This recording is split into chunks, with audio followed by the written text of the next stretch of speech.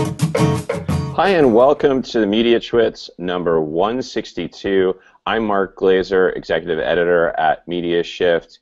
Here we're going to be talking about this week hot job prospects in digital media.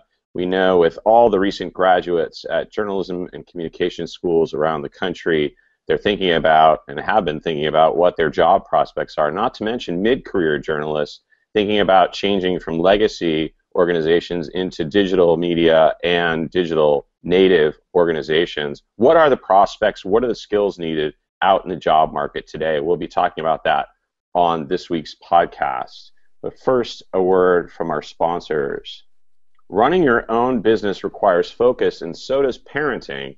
Mediatwits podcast sponsor NextSpace created a place where parents could give their best quality of attention to both co-working space and childcare space under one roof.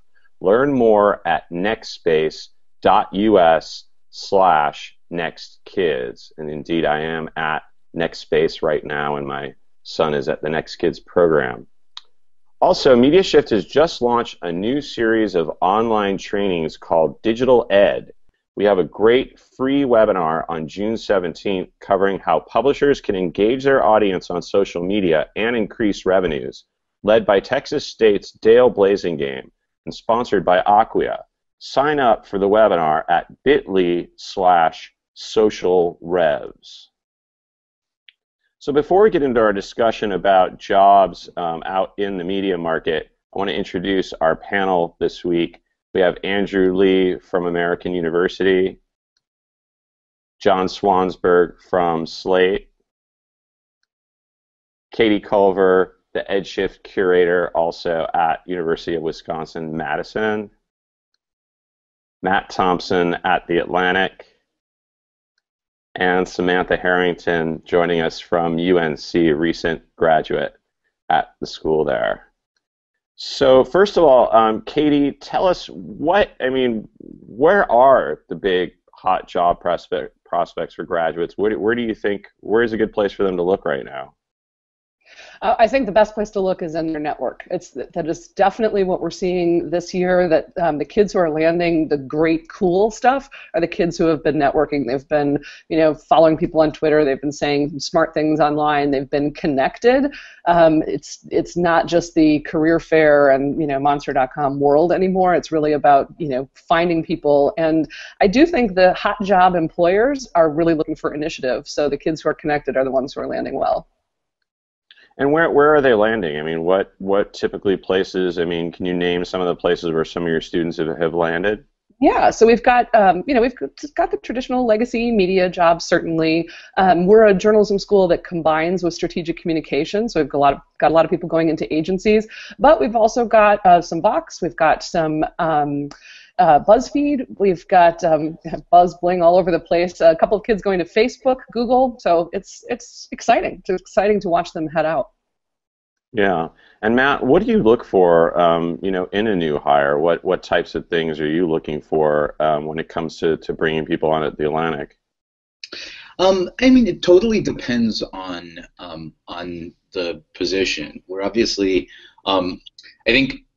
It is both true and also a truism that we are, of course, looking for the basics of good reporting and writing skills, clear expression, collegial coworkers, folks that we like, folks that we want to work with, people who are engaged, hungry, curious journalists. That is true. I think that, of course, when there are hundreds of applicants for every position, that's also, of course, insufficient.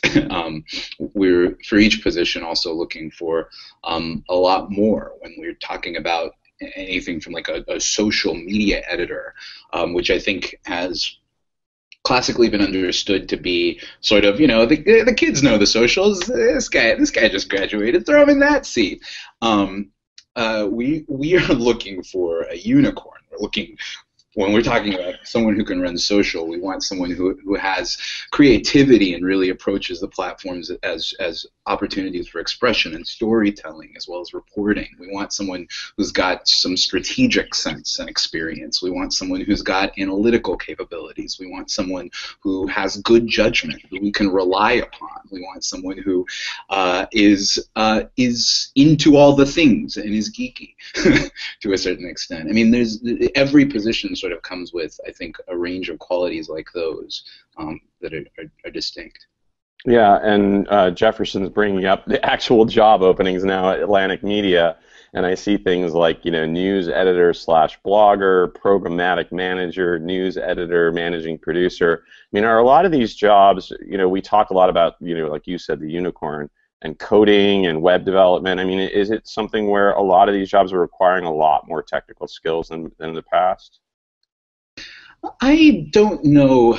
I think the funny thing is, one of the funny things I think over the past decade, let's say, maybe longer, maybe shorter, is that everybody has gotten used to working with CMSs, and I mean everybody. Like my super tech phobic parents are totally comfortable running a WordPress site or updating Facebook, which are CMSs. I mean, the interactions with the software that we now all use every day is an interaction with the CMS.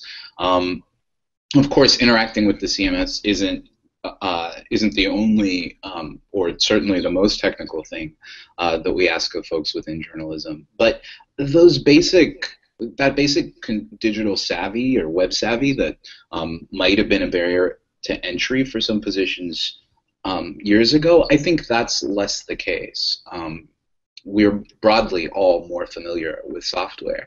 I do think that there's great value, and of course there are positions also looking for full stack coders, right? I think there's great value and great opportunity for folks who can code, who can visualize data in compelling ways, who can tell stories with things other than words. Yeah. And John, I'm curious in your take at Slate. We look at what people have studied and their degrees and everything, but how much does the experience matter, and what kind of experience and maybe internships that they've had before? It definitely helps, although I really love hiring people who have slightly abnormal backgrounds. We often look, when we're looking at resumes, not necessarily for someone who has like the 3 internships, who's done an internship at the Atlantic already or done an internship at Harper's already. I mean, that's great. Obviously, you can learn wonderful skills there that are translatable to what you do at Slate, but often I feel like some of the best and most interesting people that we've hired, particularly at a sort of junior level, are folks who didn't really necessarily decide they wanted to be journalists when they walked through their like campus gate freshman year, on day one, that they came to it late, or they in fact went out and did something else in the world. We recently had a great intern at Slate who'd been working in 5 years in city government in New York City, and she'd never done journalism, but she convinced us in an interview that she had those unicorn skills that Matt described and had the sort of ingenuity that made us take a sort of bet on her, and it was great. She brought a different perspective to her task than I think some of the folks who'd already kind of been through the intern situation at other places. That's not to denigrate internships. We've had also great interns and editorial assistants and junior staffers who've done that route. But I think there are a good number of places now out in the media landscape that are interested in people who have done something in the world that they can think about and write about, or that taught them some skill that they could sort of put to use in the journalism space. And we try to do at least a little bit of that at Slate. Yeah, and does that require some kind of on-the-job training in a way, or mentorships?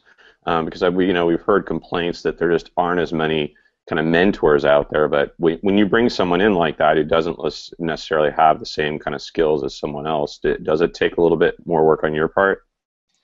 Yeah, I think it does. It depends a little bit from case to case. I mean, it's Slate. I like to think of us as being a little bit more like the Minnesota Twins and the New York Yankees. Like unlike some of our bigger competitors, we can't necessarily always hire the sort of like gold-plated, ready to rock out of the gate kind of people. So we sort of take some pride in offering a bit of kind of on-the-job training to junior staffers, and we feel like we kind of have to, given the competition in the marketplace right now.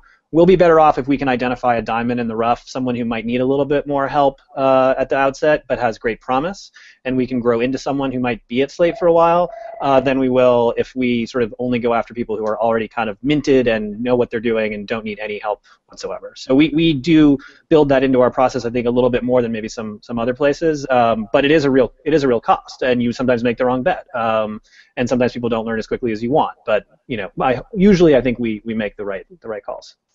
Yeah. And Samantha, we're all talking about kind of what people are looking for. You're coming from the other side of it as someone who just graduated journalism school.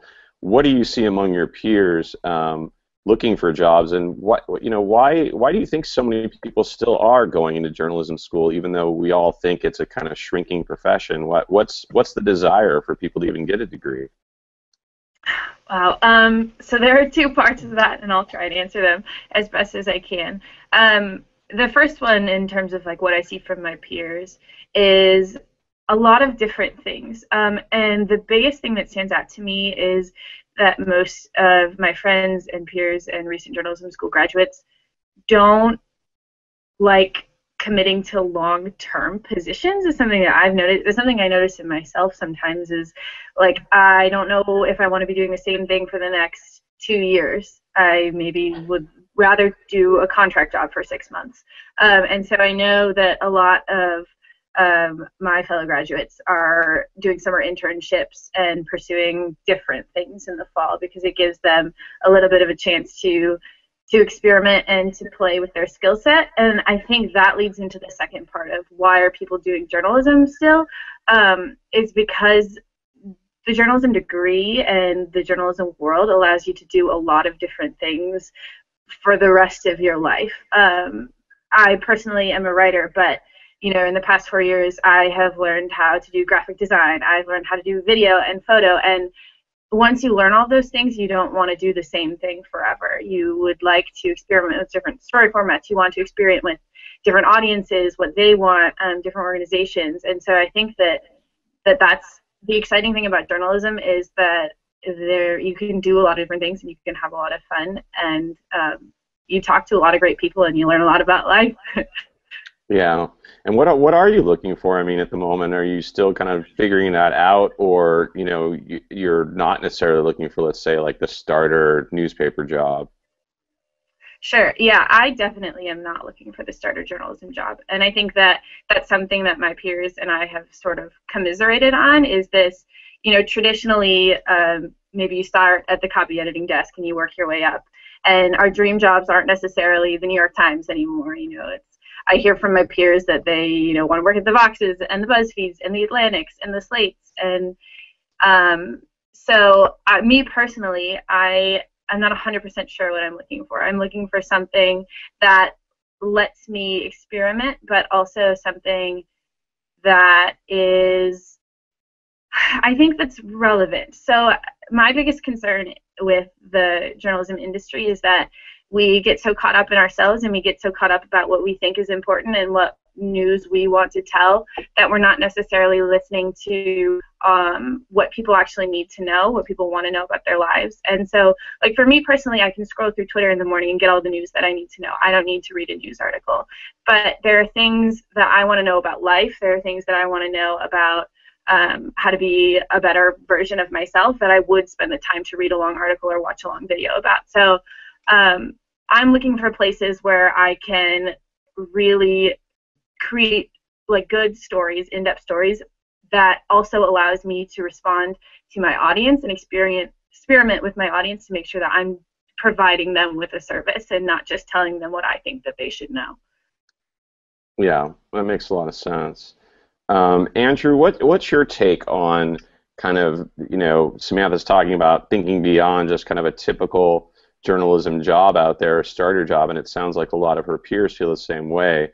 What do you feel about kind of the prospects out there beyond just kind of the typical, starter jobs at a newspaper, a local radio station, local TV station? Yeah, I think it's interesting what Samantha said about her generation and folks graduating. If you look at the Mary Meeker report, page 111, I'm going directly to the pages of Mary Meeker's report, and a really good slide about millennials expect flexible work hours in terms of freelance and being flexible about where or when they work, which is really interesting. I'm seeing that also with students, coming out of American University. One of the interesting things about J schools is that they have a lot of regionality with where they're situated. So it's certainly DC versus New York versus Madison versus San Francisco are very different. One of the things that I saw recently was Vox.com was doing a lot of recruiting and talking about what they're looking for. So I thought what Yuri Victor and Melissa Bell, who do a lot of their talks, said that they're looking for folks who have the initiative and just, the hacker journalist or someone who just likes to try things out for the sake of trying them out, right? And the example they gave was someone who would just spend a weekend creating a homebrew CMS just for the heck of it, right? And that's the type of folks they're looking for. Or if you look at their job descriptions, it's kind of interesting what kinds of things they look for samples. Like they want something you do in 1 day, 1 week, and 2 weeks to see what kind of range you have as a journalist. One of the folks I met 2 years ago at ONA was really interesting. She was one of the first products of Medill's program that tried to create the programmer journalist. And some folks might know Katie Zhu. I think she was at NPR for an internship at New York Times. And she left both of those, or wasn't interested in those two, and went to Medium in San Francisco, a platform company, which looked like kind of an odd thing to do 2 years ago. You don't usually go to your parents and say, Mom, I'm going to work for Medium. They know what New York Times is. They know what NPR is. But if you look at what Medium has done recently with hosting Reportedly and becoming a major publishing platform, that was a really shrewd move. So I think there's all kinds of things that people are doing right now. And if my advice to students looking to have an edge out there is to make sure you're up on the Mary Meeker reports. Make sure you're reading the Pew studies. Make sure you're at the cutting edge of understanding what the landscape is. And I think for this year, it certainly is mobile, right? This is the inflection point where the mobile majority seems like it's going to be, for the long term, the bulk of what people are going to be designing for. So if you have an edge or an insight into how to create mobile content, even in that Meeker report, the amount of video that is vertical now is a major shift. Like we used to see vertical video as being completely forbidden. And now like 29% of all video is vertical and it's accepted by news organizations. That's a major shift. And if you know how to create content for something that's vertical now, that's an asset. Yeah. And Katie, do you agree as far as this kind of teaching the students to basically want to experiment, want to be a change agent wherever they go? Is that kind of what you're seeing as well? It is one of the most frustrating parts of my job, actually, Mark. When we try to push them, to experiment, make it so that it's not comfortable, but pretty easy to fail in a classroom the way it might not feel so easy out in the world. And yet students just retreat to a place of safety over and over and over again. I love them dearly. I love them more than my luggage, but most of them want to be safe. The ones who are willing to just go off and experiment and try new things, they're the ones who are completely successful. I've got the student who's just on a meteoric rise at the Jet Propulsion Laboratory. No pun intended there. Sorry about that. She took a chance and wrote this report about why their digital presence needed help, and here's what she would do. And she thought she was writing it just for her immediate supervisor, and it ended up going way up the chain, and she led the project and overhauled it. And that's the kind of thing that if you are willing to constantly think about new ways that something could be done and not fall back to that safe position, you're going to be happy, you're going to be fulfilled, and you're going to be employed. If you're not willing to do that, it's going to be a lot tougher for you. Yeah. And Matt, are you seeing that too? This kind of, someone who's willing to experiment, willing to fail, it's hard to bring someone like that, I guess, into an organization when you have structure and you have ways that you need to do things too, right? Yeah, I would say I sympathize so much with Katie's remarks. I think it's been just a much remarked upon thing. So I've been working professionally as a journalist for about 13 years, I guess, and I think that entire time people have been complaining about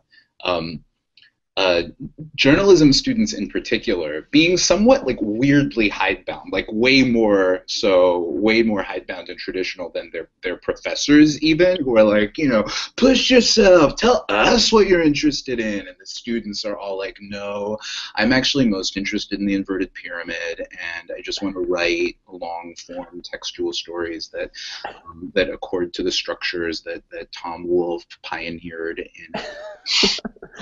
Is that? But Samantha, you're shaking your head. Is that maybe not at UNC? That's not the way you all think.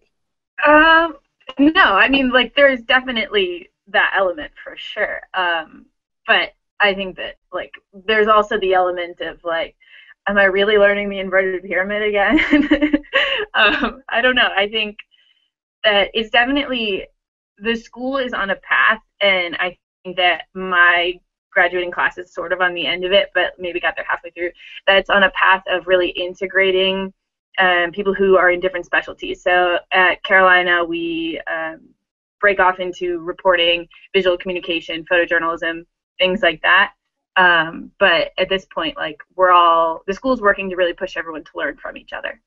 Yeah.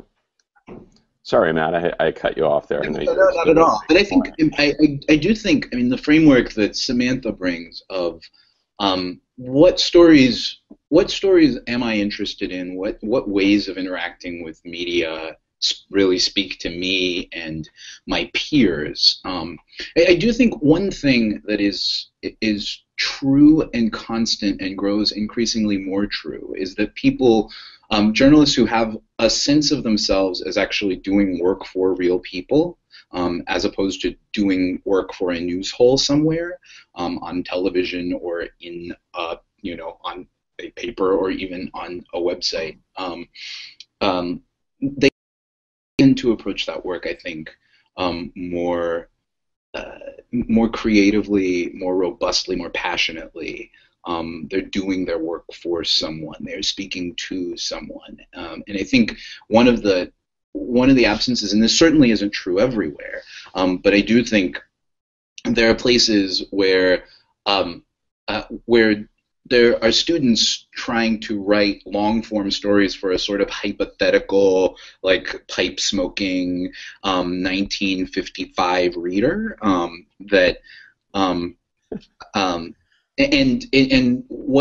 what's been striking in those contexts, even speaking to classes sometimes, and saying, but, like, how often are you, like, going to those sources or consuming that kind of journalism yourself? How often do you talk about those types of things with your friends? And there's a complete disconnect between that question and the question of what they want to do, because I like writing. Yeah, you have to consider the audience for sure.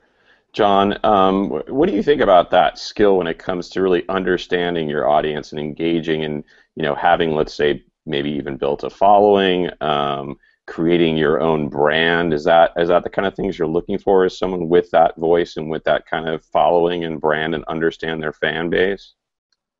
I mean, to be candid, I think that's something I look for more when we're doing hiring of someone at a slightly more senior level. I don't necessarily expect that for someone sort of coming out of a journalism program or an undergraduate and looking for an entry-level job. At that level, I'm sort of honestly more interested in whether or not they understand my brand. Not to sound self-involved, but honestly, one of the most important things when we interview people for a job at Slate is, does this person get what we do? And I imagine that's similar for you, Matt. Like, when you're trying to find that unicorn among those 100 really well resumed people, they might all have great skills and experience, but which one really gets what the Atlantic is and can contribute and expand what the Atlantic does? And that's often what we're looking for. And then also in terms of just returning to what we were just talking about and encouraging young folks to be innovative and thinking in sort of new ways about what they can do in journalism, I think that's an excellent thing for kids to be taught when they're learning the skills of journalism. But I think it's also a reality that a lot of entry-level jobs are about learning a sort of basic toolkit that has been around for a while. Like, if I want my editorial assistants and junior staffers to learn how to write a great pitch and convince me I have to do a story, how to write a really clear, concise piece of argumentation, how to pick up the phone and make a really difficult phone call. Like, those are all things that are a little bit hard to become expert at, I think, in an academic setting, and often you have to learn on the job. And while being able to invent a new form of reaching an audience is also an awesome thing and something that we should all aspire to, I think just for people who are looking for these entry-level jobs, looking for the job where you'll get to learn that old-fashioned skill set too is something to not forget, because that's really important. I've also been in the business for 15 years, so the world has changed a lot, but I feel like the most important things I got from my first jobs were learning those basic skills that still serve me every day. Yeah, for sure. What about the mid-career journalist, someone who kind of feels like they might need to change jobs, maybe they lost a job and they need to kind of learn new skills? Andrew, what kind of tips would you give them as far as kind of retraining in a way, or thinking of themselves? I mean, are entrepreneurial skills something they should be thinking about?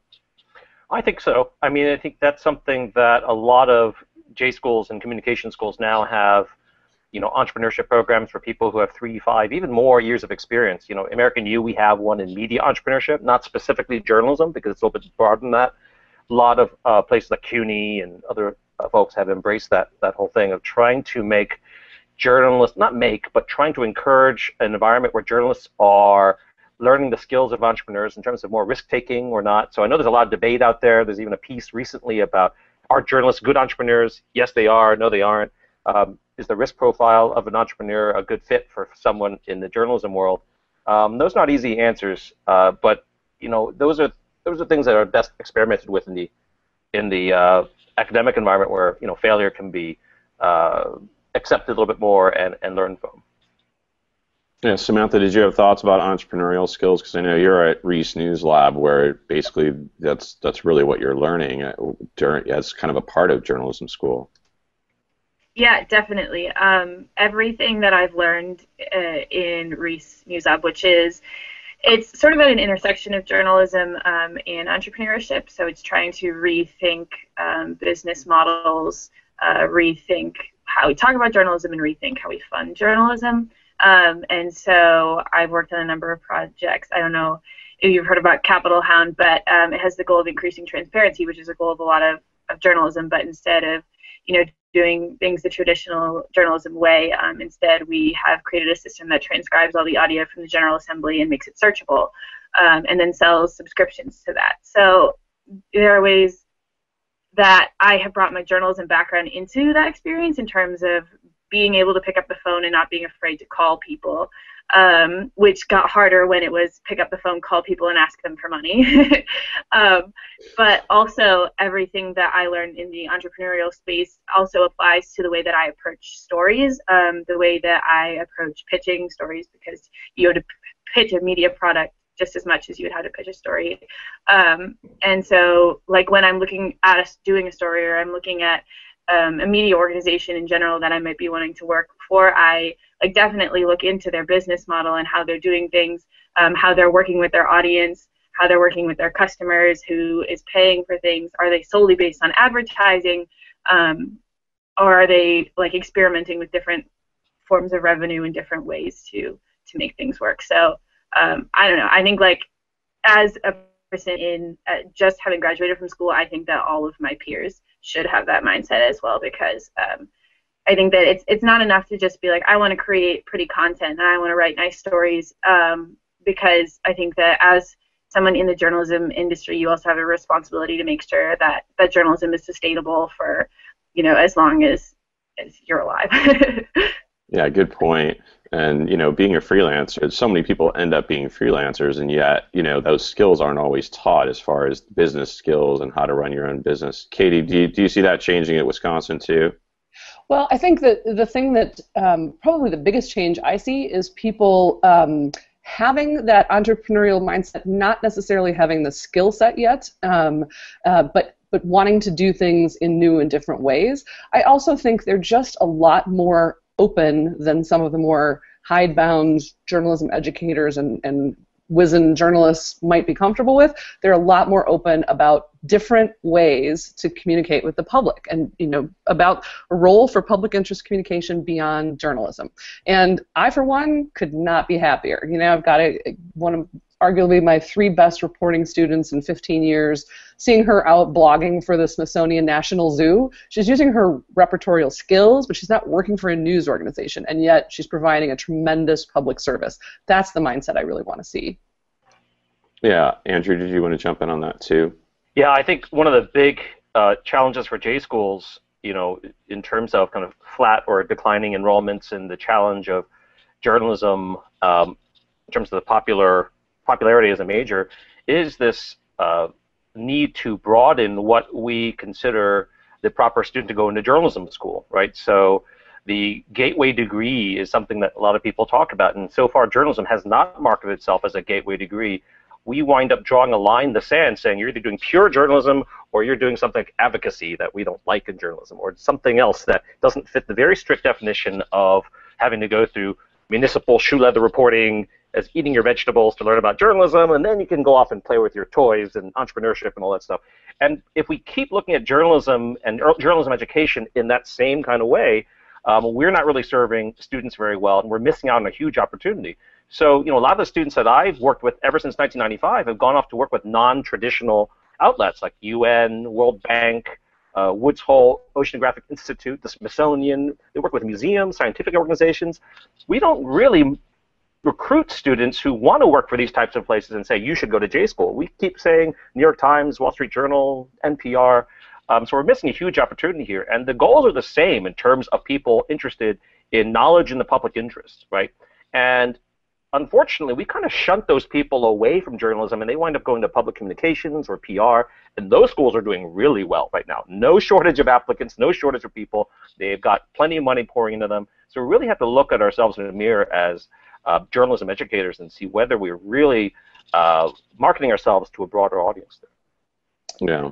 Yeah, can I just jump in, Mark? Yes.